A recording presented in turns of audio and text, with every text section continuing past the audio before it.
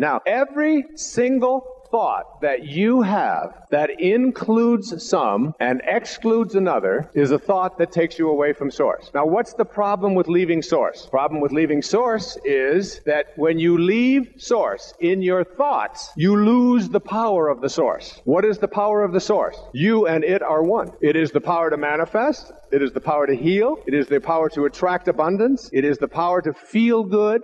It is the power to make other people feel good. It is the power to attract the right person and have synchronistic events show up. All of the things that we have the divine capacity to create. Again, one of those 10 secrets is to treasure your divinity. Treasure this idea that who you are. There's a book that was written back in the 1930s, a wonderful book. It's called 3 Magic Words. You read the whole book, you get to the last page, and they still haven't told you the 3 magic words. It's about 250 pages long. It's a great book, written in the 1934, 35. And the 3 magic words are, in the last paragraph, what? I am God. I am God. I came from a source, and whatever it is that creates, if it's perfect oneness that comes from this, then whatever it is that is creating must also be perfect oneness. I am a piece of this, like the sunbeam. And all I have to do is reflect this. I just have to keep reflecting this. I may not be as big, I may not be as strong, I may not be omniscient, I may not be omnipresent, but I am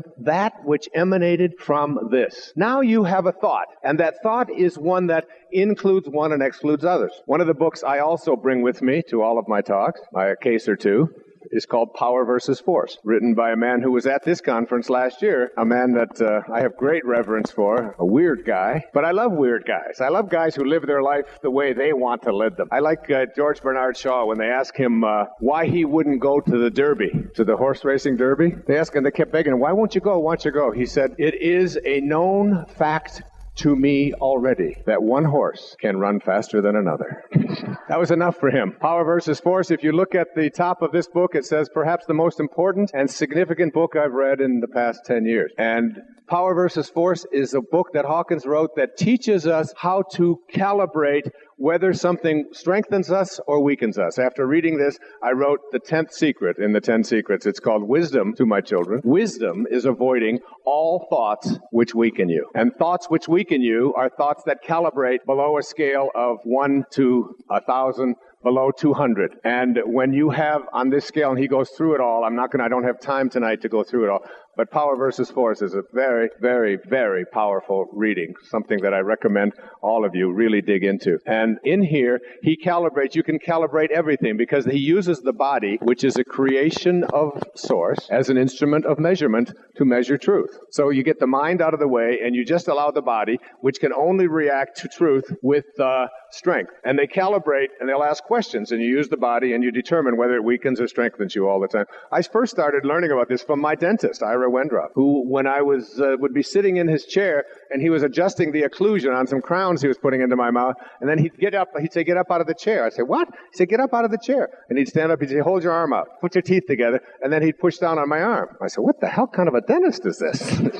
And if it would go weak, he'd sit me, and he's a weak guy himself, and he'd push my arm down, I would have no strength. He said, it's not right. And then he'd get me out, and then when it was strong, and that's how he used it. Well, you can use this to measure whether something is going to strengthen you or weaken you. And surprise, surprise, when they take this thing called organized religion and they test it, they discover that organized religion as a concept always weakens us. It measures below 200, which is the level that will collectively weaken us. Why? Because anything that divides us weakens us collectively. And anything that unites us strengthens us. And guess what? You take and muscle test the word spirituality. All of us are included as part of spirit, which is what the teaching of spirituality is. And guess what?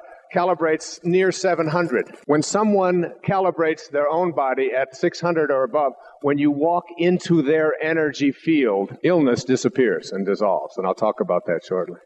And Jesus calibrated at 1,000. the only being in all the history of all of the things that are calibrated. And Hawkins spent 29 years of his life measuring these things. At the calibration level of 1,000, that's called Siddhi consciousness or Christ consciousness. It's the place where there is no distinction and no time lapse between having a thought, a rocket of desire, a thought that you would like to attract, and having that desire manifest. It's called the gift of fish and loaves. You see hungry people, and because you are operating at the highest spiritual level from which all things emanate, the creative source of all things, you and it are one. There's no ego involved. Whatever it is that you think is there. And as you'll see when you read Ask and It Is Given, the Abraham book, as you see this, she'll discuss manifestation, or Abraham, whoever they are, will discuss this whole idea of how manifestation works, is that as your thought about what it is that you would like to attract moves more and more and more and more towards source energy, which excludes no one, includes all.